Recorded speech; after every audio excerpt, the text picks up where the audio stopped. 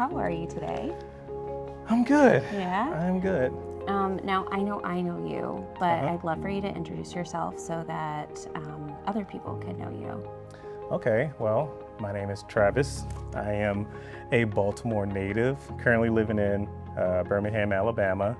I do creative directing. I'm an artist by nature, so I love anything creative, specifically in the video production and, things like that. I'm a roller skater. I'm a husband. I'm a father. I'm actually a grandfather now of 2. Oh my So, gosh.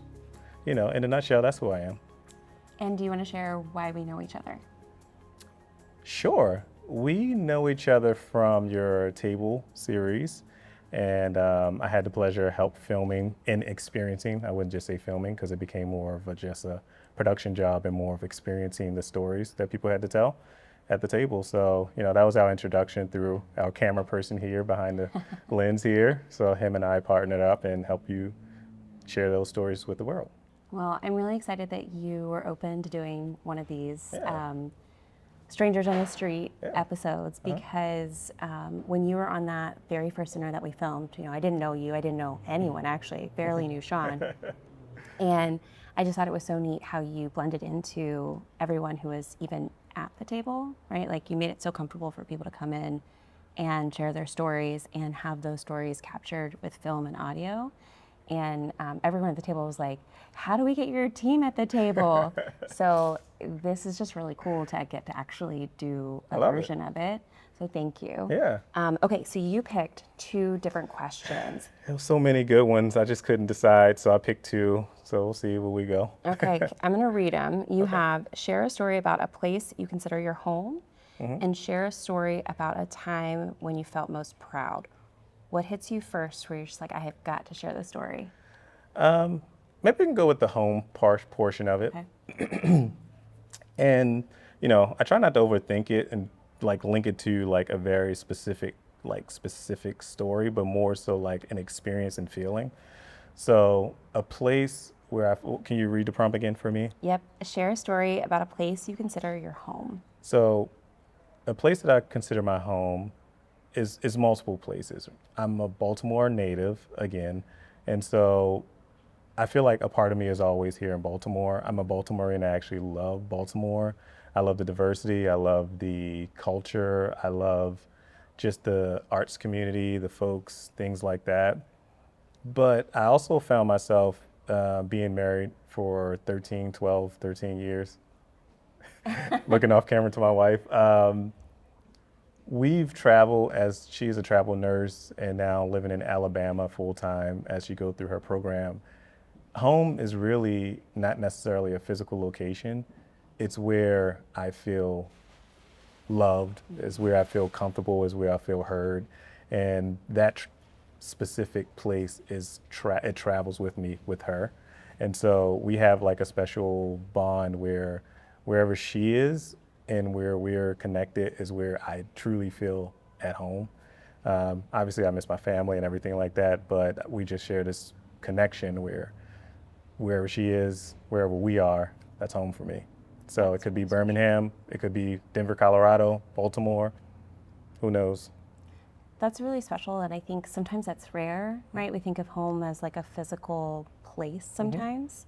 And so for it to be a feeling or a sentiment between the 2 of you, no matter where you are, is really special. Yeah. Do you feel like that extends to when you're traveling temporary, or is it traveling when you're moving to a different place, or fluid? Yeah.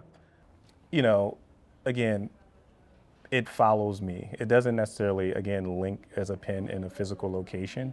If I understand the question correctly, again, it's more of a feeling of being safe, a feeling of being able to be vulnerable, a feeling of being, excuse me, in a secure location, physically, of course. I mean, I wouldn't consider if something were to happen and being outside would be a place I'd be like, oh, this is my home now, and feeling comfortable about that. But I think, between the physical security and physical location of a home, whether it's temporary, whether it's overseas traveling, whatever, it kind of follows me. And there's always sort of a North Star of the physical sort of permanent place or maybe even semi-permanent place that we just have our stuff. Yeah. Do you feel like you always had that sense of like, I can be anywhere and home will be with me? Or was it the relationship that you developed with your wife that allowed you to see, oh, home can be anywhere we are together? That's actually a good question. I think that that's something I've discovered as I've grown. I think a lot of times folks are physically not necessarily stuck, but they just don't, it's hard to go outside the boundaries of where you're born. Yeah. I was honestly like that for a while, and I think it's fear. And then my wife and I, started dating. It started as long distance. And I'm a very curious person. I love learning. I love people. I love experiencing new things. So in our relationship, when we were traveling back and forth to see each other dating, that allowed me to just, oh, this is fine. I am where I am. And then, of course, when we got married, she moved here to Baltimore. So she made a big jump to moving here. And then, of course, we moved to Denver as, again, travel nursing and all these other things. So it kind of developed just when I moved to a place and expecting one experience and feeling like, oh, I'm homesick. I've never, ever been homesick. I've never I'm just here now. Yeah, it's And I'm just comfortable. your reality. Yeah. What surprised you the most about those experiences, or was there something that really surprised you? I think the thing that most surprised me is how easily I could let go of physical location. Okay. Like currently we're, again, in that phase where we're trying to figure out our next either permanent or semi-permanent location. And so, as long as it has some criteria such as like near a major airport, just convenience wise, and it matches our lifestyle, and we're very kind of in tune with that. That we have differences, but for the most part, the core group of ideas are the same. So as long as it matches those criteria, I'm okay with Wherever. Yeah. Yeah. I guess I've discovered I'm more of a go with the flow type of guy, a lot more than I thought I was. That's a good skill to have, right? Like it's not something that is like consistent in every person, right? So that's a good skill to have. I kind of want to play with the curious cards if Sure. you're open to it. Okay, I'll be right back with them.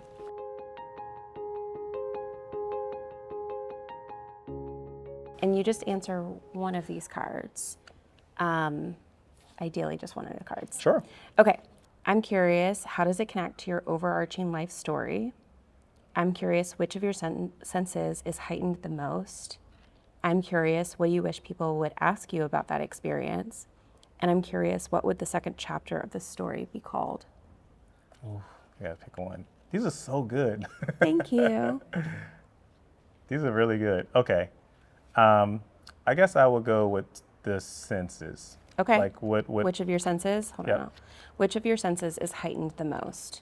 Give me the card. Okay, cool.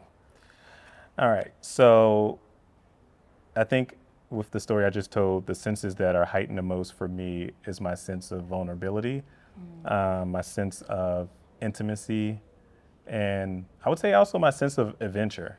Those are the three that I would say would be the biggest senses. I would say vulnerability because, for me to take a leap of faith like that, it takes extreme vulnerability, overcoming fear, and you just don't know what you don't know. So until you experience it, you have to take that leap. My sense of adventure, obviously, just moving to a different location. I'm a learner and curious person by heart. So just learning the different aspects of a new place, city, people, experiences, things like that. Food, of course. It's the best. Yeah, exactly. And then, of course, intimacy, again, being married and taking a leap of faith like that. We both are adventurous people, and we both put ourselves in a very vulnerable position, especially she's currently in school, had been in school for 3 years, and just with that program as a nurse anesthesiologist couldn't work. So there's a huge amount of responsibility I had to take on with being the sole person to take care of everything. So I think it deepens our intimacy in showing the trust that we have for one another, trusting that I actually really do have it, trusting that she's doing exactly what she needs to do to, reach the goals that we decided for ourselves in our relationship as independent people and as in a relationship. So it takes a bit of intimacy and, we're peas in the pod, so you become a little closer in those type of situations. Yeah. So It like kind of really pulls you together, doesn't it? for sure. Yeah. Yep. I'm curious if someone was like scrolling and came across this conversation that we're having. Yeah. What would you want that one thing for them to like remember about what you shared, or what's the takeaway that hopefully they learn from your experience? Gotcha. Okay. So, if someone is watching this, then one thing I'd like them to take away from my experiences that I've shared here is just, one, just have an open mind. I think a lot of times we put a fence around the boundaries of what we think is possible, whether that's in relationship, personal goals, or even just traveling, as I mentioned, with like the home, being in home in a space that is comfortable with my wife, whether it's physically here or anywhere. I think the more you experience life by peeking outside of that fence and experiencing different things and places, people, and of course experiences and adventures, you just learn so much, and that learning helps develop you. And then another thing would be, for me, would just be like believing yourself. It's, while I explain it and it just feels so effortless for me to just do these things, there's a bit of fear that come with that you have to overcome. There's a bit of, doubt. There's a bit of uncertainty. And I just want people to know, like, all those feelings that you feel about doubt, uncertainty, fear, and of course, all the negative things that, there's not a shortage of. I won't say it's a mirage, but I will say you can overcome it. So you can overcome it. Feel it, it's real, but, believe in yourself and believe that you can overcome it, and, let your wings spread. I love that. What do you think helps you overcome your fears? That's a great question. I believe what helped me overcome my fears is several things. One, faith. I am a Christian. I do believe in, just a higher power, and that in my experience in life, there has been many challenges as humans we all experience that we, get into, whether it's a situation or just down on our luck or whatever the case may be. In my experience, I've always had faith. I've prayed. I've had positive affirmations, and it all just worked out. And I think that's a part of my faith. I think that's just, I feel like there's someone looking out for me. Yeah. Another thing I think that more practically, not that that's not practical, but another practical way to, for me to overcome those things would be to kind of have, a plan, literally write down, like, for me personally, a lot of things live in my head, and I need to make order to the chaos by putting it on paper or digitally or something like that, just to see how it looked. We did vision board parties and stuff like that. So a lot of stuff that we put in our vision board actually isn't coming to fruition. So, map it out, have a plan, have a backup plan, and when plan A, B, C, D don't work, figure out plan F through Z or whatever the case may be. So, like Mike Tyson said, everyone has a plan so you get punched in the face, but at least have a plan. Because then you get some direction if you do get punched in the face. Exactly, exactly. Very violent, but, I always think that's funny. Hey, yeah, it's pretty good. The thing that I really smiled about was the vision board parties. Yeah. It is really neat to see, like, when you have those moments where you get to visualize, like, what you want, what do you want to achieve, and organize it in a way that makes sense for your brain, or play off of and dream what's possible. When you have that time to, like, really dream of what's possible, it's really cool to see how it comes to life and look backwards. I have this notebook that I've had for years. It's huge, sketch pad. And I'll sketch, I'll journal, and I call it my manifestation journal. Yeah. And it's not really anything other than just like my hopes, dreams, or ideas or thoughts. But it's neat to go back and look through it each year and go, oh, Yeah. I'm actually doing that thing. Exactly. But sometimes it's just putting pen to paper or talking about it, Mm-hmm. or like just getting it out of your head and being able to Yeah. visualize it. Yeah. Because then you put those patterns together. For sure. Yeah, I really love that you all do that. If Yeah. I may, Yeah, one thing please. that you said that stood out to me is, you know, taking time to reflect. I think that's extremely important.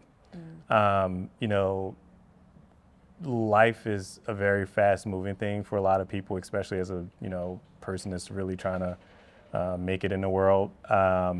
I think pausing and having intentional reflection time is super important, because when you're so in it and having that time to reflect, you understand like how far you've come. Yeah. Just taking a look back and all the wins and victories, things that you've overcome. Because some folks just don't believe, like, for me specifically, I'm in a position like career-wise, you know, love, family, and everything like that, that I just, you know, I vision cast and I, you know, wanted these things to happen. Not everything, of course, worked out, but when you stop and pause and reflect, you just kind of see, wow, a lot of that stuff, a good percentage of that stuff came through. And, you know, I'm still here and I've Yeah. overcame all the other obstacles up to this point. So It kind of builds your confidence a little bit more when you do that. for sure. I also think, you know, our goalposts move naturally Yeah. because as people, we're just always evolving. So your goals sort of evolve. And if you're not in a practice of celebrating, to your point, those things happen and you don't always realize it, right? If they're not big wins, they're like little incremental things Yeah. that lead to the big wins. So yeah, I think that's a really important reminder to like look back, take the time, pause, remind your system what's going on.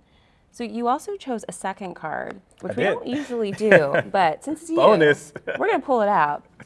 Okay, so you had share a story about a time you felt most proud. Why did you pick up that card?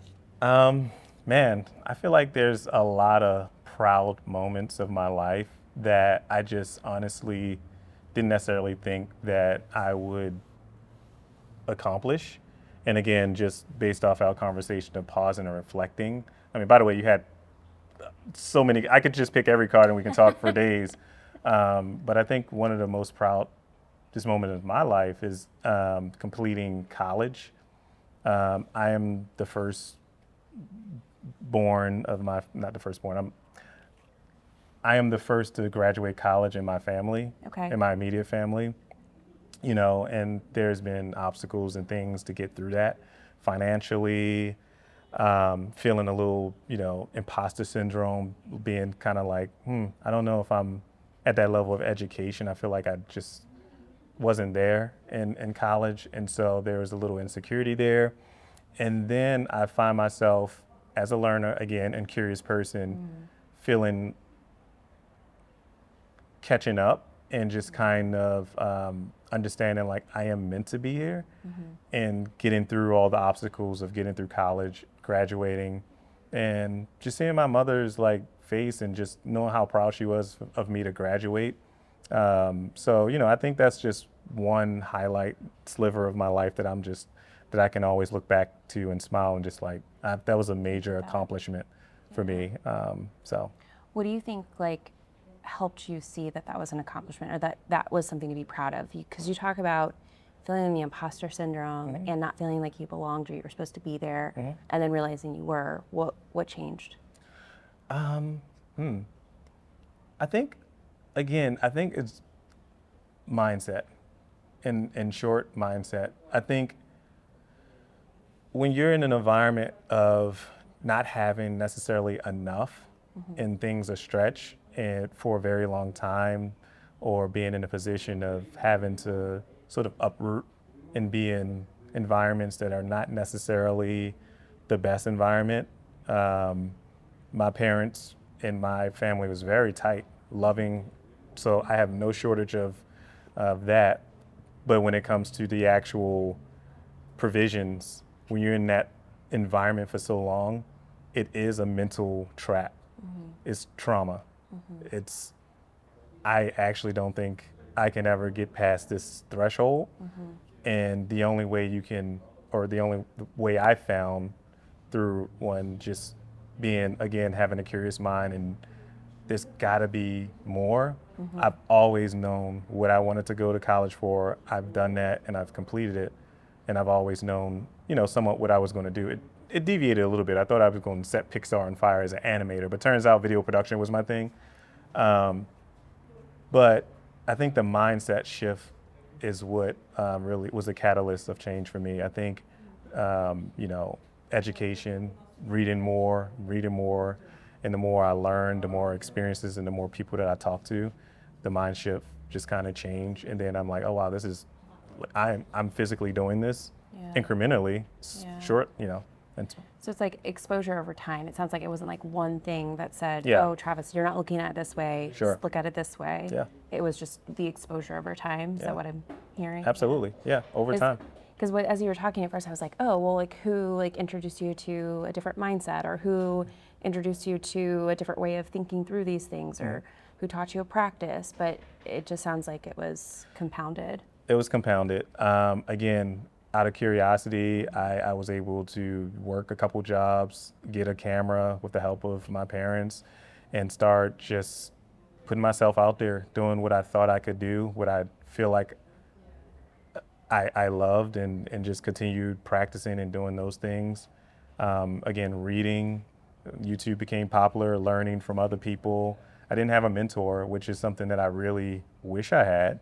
I had people that I probably looked up to, but not necessarily a mentor, because a mentor is a two-directional thing. You have someone to actually give you advice, give you guidance, but when most of your family haven't crossed that threshold or don't know, they can support you only to a certain extent, and you're on your own. Yeah. And that's exactly what it was. Yeah. Yeah. Kind of sometimes that space feels a little bit like exciting, but also empty, right? Like, I don't know about for you, and I don't want to like project onto you. I can only speak to my personal experiences, but like, I guess I feel like when you don't see, or you don't have access to like that direct advice on here's how you get from A to B, you're just sort of floundering for a while while figuring all the things out. How did you get through that portion? Because at some point, your feet hit the ground. Yeah. Again, time plus effort plus just a mindset of I can do this, which took time. I took the scenic route through college. It wasn't just like, hey, boom, just get through it. It's just time. It took time for me to develop the skills. It took time for me to develop the mindset. It took time for me to learn the things that I didn't know. You don't know what you don't know. So, I will say though, in that journey, I didn't necessarily feel empty, because I always had a really strong support system, even though they didn't know how to support me. Got it. The love, the encouragement, like my family is the biggest cheerleaders. We hug, we love each other. Like it's nothing but love. All that combined, they were like the charging station that I need when I'm down and like I'm still trying to figure it out. I don't know.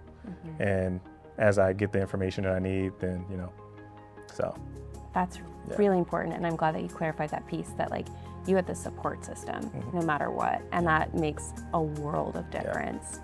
I really appreciate you sharing your experiences with us and letting us kind of peek behind the curtain a little bit into your life. It's really meaningful. You never know who it might help or impact or inspire or encourage, and so it's just really meaningful that you share. Thank you. This is great. Wonderful. Thank you.